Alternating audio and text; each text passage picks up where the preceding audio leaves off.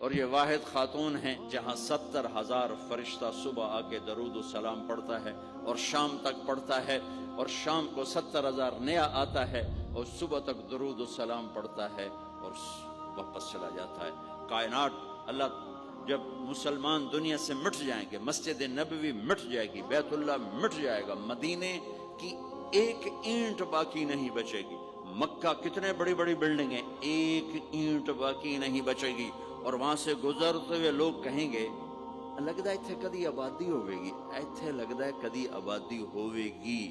یہ زبانوں پہ ہوگا جب سارے نشان مٹ جائیں گے، اس وقت بھی 70,000 فرشتہ آ کے درود و سلام صبح سے شام تک پڑھے گا اور شام سے صبح تک پڑھے گا۔ یہ واحد میں خاتون ہیں عائشہ بنت ابی بکر، جن کو اللہ نے یہ عزت بخشی، اور یہ واحد خاتون ہیں جب ان کے اوپر تہمت لگی، حضرت یوسف علیہ السلام پہ تہمت لگی تو بچے نے گواہی دی،